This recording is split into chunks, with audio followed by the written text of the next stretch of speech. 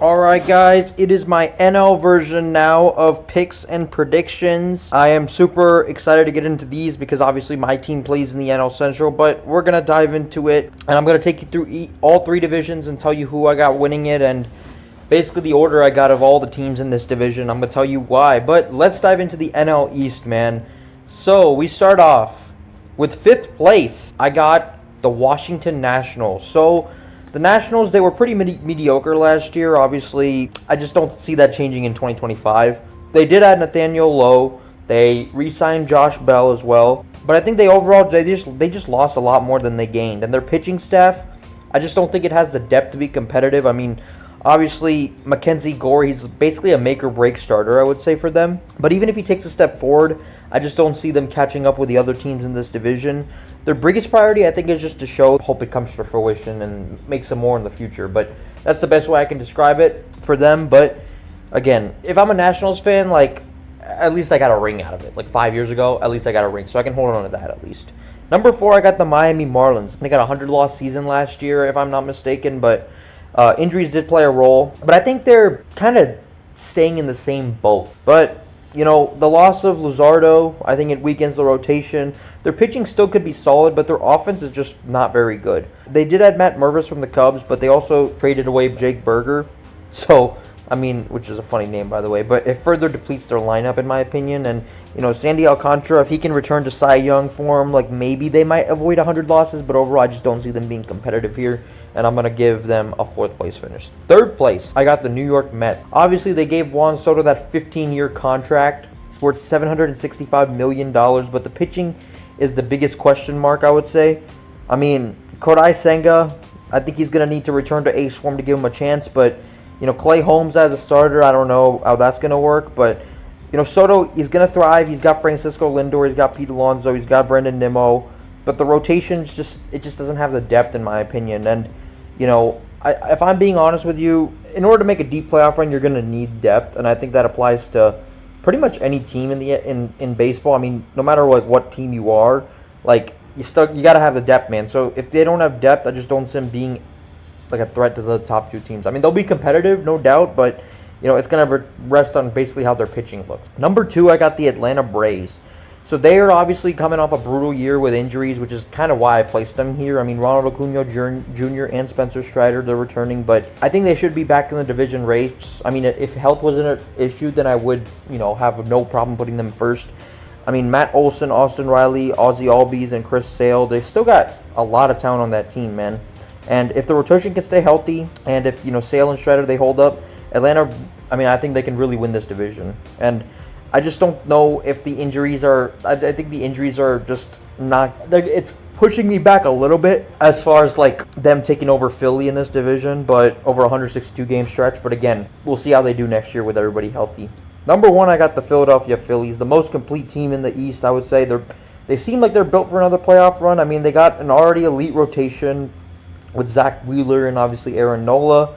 But, you know, their offense is even probably better than their rotation. I mean, Bryce Harper, Kyle Schwarber, Trey Turner, Nick Castellanos, and then some. Their bullpen is very good as well. They seem like they got a good amount of depth to be able to handle the division for a second straight year. But I'm also not sure how it's going to work because, like, again, could Atlanta somehow stay healthy the whole year? And, you know, could they overtake? Because I think both these teams, honestly, are very good teams. And I think that they both have a very good chance to win this division. But this is how I'm going to do it, and yeah, that's what I say. I say Phillies first, Atlanta Braves second, and so on. Moving on to my division, the NL Central. 5th place, unfortunately, I have the Pittsburgh Pirates. They had strong starts in 2023 and 2024, but both times, unfortunately, they completely fell apart as the season went on. Their offseason was even more underwhelming. I mean, they didn't really address their biggest holes at first base, second base, and shortstop. O'Neal Cruz is basically a strikeout machine. If he has talent, that's probably, I guess, apparent because I think everybody acknowledges that he has talent, but he just hasn't put it together, and I think he's just been very inconsistent. The addition of Spencer Horwitz looked promising, but now he's also got a wrist injury, I believe, and with a weak offense, questionable pitching, no really any improvements. Unfortunately for them, I don't see them losing like 100 games or something like that, but I just don't see them. Definitely not a team that's going to compete for the top spot in this division, let alone probably the top 3. But I could see them maybe finishing in 4th if it all gets put together. Next up, the team that I hope finishes in last, the St. Louis Cardinals. They probably expect them to be one of the worst teams in baseball, and no doubt, but again, I hate to say it, but this is St. Louis. They're always going to be competitive. Yes, they lost Paul Goldschmidt. Yes, they were acquired in free agency. It seems like they're kind of hitting the reset button as far as their franchise, but, they seem to always pull some random crap out of their, ass when they're counted out, so I just don't know if they're likely to compete for a playoff spot or anything. I could see them finishing higher than 4th for sure. But yeah, they could just be annoyingly relevant for just as longer than we think. Let's say you think the Cardinals are going away. I don't think they'll go away. I think they're going to be pesky all season. But yeah, I'm going to say they finish in 4th place. 2nd place, I got my team, the Cincinnati Reds. So the Terry Francona hire was massive in my opinion. He brings a winning culture. He's won World Series with Boston. He went to a World Series with that other team in Ohio, obviously the Guardians, even though they choked a 3-1 lead to the Chicago Cubs in 2016. I think that he is a major upgrade, obviously, over David Bell, who really didn't give a crap. I mean, he coddled his players all the time in 7 and 8 game losing streaks last year, which we had a bunch of. He would coddle his players. He would never hold them accountable, and that really rubbed off on the entire team. If you look at Jonathan India's comments, even though he's not on the team anymore, he's on the Royals, he said the same exact thing. I think every team that has David Bell, I mean, if I'm a player on that team, I would probably love him just because I would never be held accountable. But, David Bell was absolutely atrocious for us, in my opinion. And the biggest concern I have is obviously the health of the guys because, obviously we're getting back Matt McClain, TJ Frito's coming back healthy. I mean, Ellie De La Cruz is showing a lot of promise, and, if he can take that next level, I mean, I think that they could make a real push for everything. And the biggest questions I have is the depth and consistency, because the whole rotation got hurt last year, and, obviously we got Brady Singer from the Kansas City Royals, and we fixed up that bullpen a little bit, but I'm still interested to see how it all gets put together. We also fired half our coaching staff, so I'm interested to see who becomes what role and everything. So I think all that could really make a big difference and be in a good way if it all comes together. But you still got Hunter Green, you got Nick Lodolo, you got Andrew Abbott, you got a lot of big names on that pitching staff. So hopefully they can stay healthy and it all comes together. The addition of Gavin Lux, I think it really strengthens the lineup. But again, Francona has a pretty good track record of maximizing the potential of the rosters, and that's why I think even when the Guardians weren't immensely talented, I mean, he would just bring out the best in them. So if everything clicks, I think they could really make a push for this division title. But for now, I just don't. I'm not sure, and because of that uncertainty, I have to put them 3rd. I'm not going to drink the Kool-Aid too hard on my team, even though I would love for them to win this division. I think they definitely can if it all gets put together. Number 2, I got the Chicago Cubs. They added a star in Kyle Tucker, there's no doubt. Their bullpen is still a major weakness, in my opinion. Over the last few years, they've kind of been that 500, hovering around 500 team, if not a little bit higher.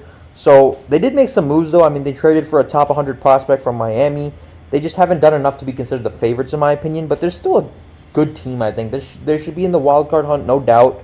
If the pitching holds up, I have no doubt that they will be, able to make it out of there. But I just think their biggest test is the collapses, and that's why I see ever since the 2019 season, I mean, they've just collapsed. So that's why I'm gonna say they finish in 2nd, but because I think they're a good team, but I don't think they finish in 1st. 1st place, even though yes, I know they traded Devin Williams to the Yankees, that's a big loss for them. Obviously, I got the Milwaukee Brewers, but they got the best team in the NL Central, in my opinion, because Christian Yelich, he had a good 2024. He bounced back. Jackson Churio, he's emerging as a potential superstar in this league. The additions of Nestor Cortez Jr., if it helps their rotation. If Rhys Hoskins can kind of return back to form, I could see them making a push as well. At the end of the day, man, it's going to be a tough one because I just don't... it's not as deep as the other divisions. So that's why I just see them... Because of their consistency, I think that should be enough to keep them on top. But even if they don't have enough, they find a way to do it with not enough. So I'm going to just say they finish on top this year and go back to the postseason. Now, lastly, we got the NL West. 5th place, easily, I got the Colorado Rockies. They got absolutely nothing done in this offseason. Chris Bryant's contract is an absolute disaster. Their young core has not developed as expected. Their young core is just letting them down big time. And with back-to-back 100-loss seasons, they seem poised for just another year in a 100-loss category. I think they're the worst team in the National League, in my opinion. Feel sorry for any Rockies fans, but Yeah, in fourth place, I got the San Francisco Giants. They added Justin Verlander. They got Willie Adames from the Brewers, which is actually a pretty decent pickup, I would say, because Willie Adames, he would just kill the team all the time. He would kill my team all the time. But Verlander is pretty much past his prime, and again, Adames, I don't think he'll be able to carry the offense by himself. And even though the Giants, they did make a playoff push last year, they faded a little bit, and I think that's what you're going to see this year, a 500-ish finish, which is okay for the Giants.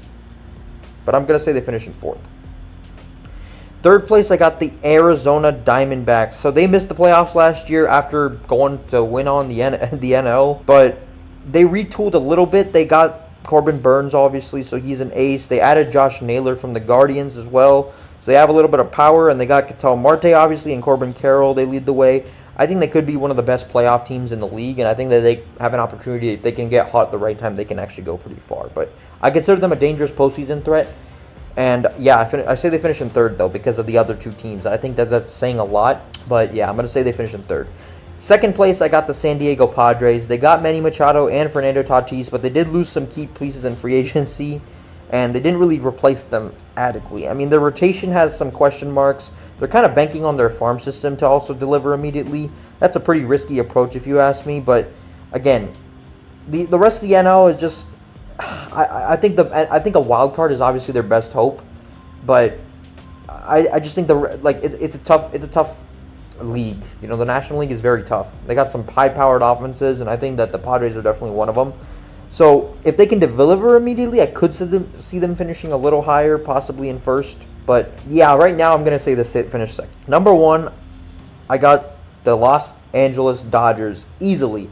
The defending World Series champions, they got even better. They got Roki Sasaki, they got Tanner Scott, and then obviously Shohei Ohtani's Mr. Everything for that franchise now. Mookie Betts, Freddie Freeman, a juggernaut lineup, and their depth is just unmatched. They're the gold standard, the class of the NL. Anything short of a deep playoff run, in my opinion, for them would be massive disappointment. Maybe even back-to-back would be massive. Like, if you don't go back-to-back, that'd be a massive disappointment. But, yeah, I'm going to say they finish in first. But I think this division is very tough, and I wouldn't be surprised if it goes some other way. And that's it, guys. I will say this. I do have the Dodgers, Phillies, Brewers, Diamondbacks, Braves, and Mets all making the playoffs. I know I didn't really kind of dive it deep into. That'll do it, guys. Thank you guys so much for clicking on this video. Let me know what you guys think. I'm super excited for baseball and hope to see you guys later. Go Reds. And I can't wait for the season to start, man. Just 12 more days.